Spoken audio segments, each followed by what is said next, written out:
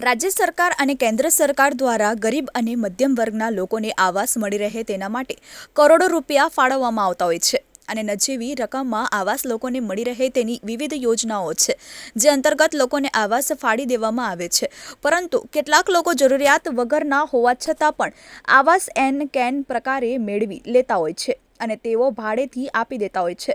સ્થાયી સમિતિના ચેરમેનને આ બાબતે ફરિયાદ મળતા તેમણે તમામ ઝોનમાં ગેરકાયદેસર રીતે સરકારી આવાસોને ભાડેથી આપીને રૂપિયા કમાવાનો ધંધો બનાવી લીધા હોય તેવા લોકોને શોધી કાઢવા માટે સૂચનાઓ આપી હતી। સ્થાયી સમિતિના ચેરમેન રાજન પટેલે જણાવ્યું કે ઘણા સમયથી સરકારી આવાસની અંદર નિયમનું ઉલ્લંઘન કરવામાં આવતો હોવાનું જાણવા મળ્યું હતું।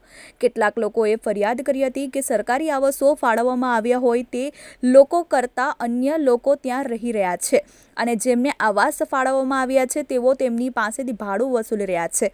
આ ખૂબ જ ગંભીર બાબત કહેવાય, જેથી જે તે ઝોનના અધિકારીઓને તમામ આવાસોની તપાસ કરવા માટે સૂચનો આપી દેવામાં આવી છે અને જે પણ નિયમોનું ઉલ્લંઘન કરી રહ્યા છે તેની યાદી બનાવી તેમની સામે પગલાં લેવા માટેની અમે તૈયારી કરી રહ્યા છે। આવનાર સ્ટેન્ડિંગ કમિટીના બેઠકમાં આ રિપોર્ટ અધિકારીઓ દ્વારા રજૂ કરવામાં આવશે અને ત્યારબાદ અમે પગલાં લઈશું।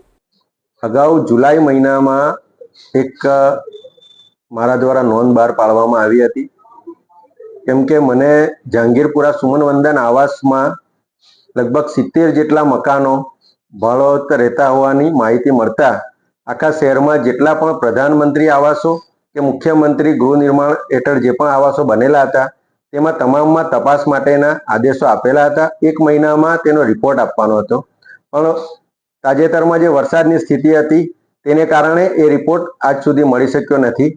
તો આગામી સ્થાયી સમિતિમાં તમામ ઝોનમાંથી આ અંગેનો વિસ્તૃત અહેવાલ સ્થાયી સમિતિ સમક્ષ રજૂ કરવા માટેનો આજે નોંધ પાઠવી છે। કેટલા આવાસ છે આખા શહેરમાં? પ્રધાનમંત્રી અને મુખ્યમંત્રી હેઠળ તો ઘણા આવાસો છે।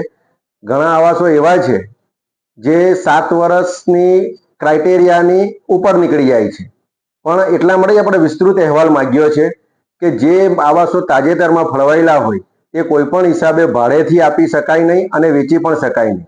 આપને ફરિયાદમાં કેટલા આવ્યા?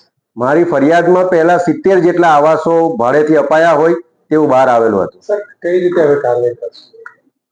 તમે આનો રિપોર્ટ આવવા દો એટલે આગળની કાર્યવાહી કરીશું, કારણ કે આ જે મકાનો છે તે છેવાડાના નાગરિકોને ઘર મળી શકે અને જેનું ઘર નથી તેને ઘરનું ઘર મળે તે માટે પ્રધાનમંત્રી મોદી સાહેબે આ આવાસ યોજના શરૂ કરી।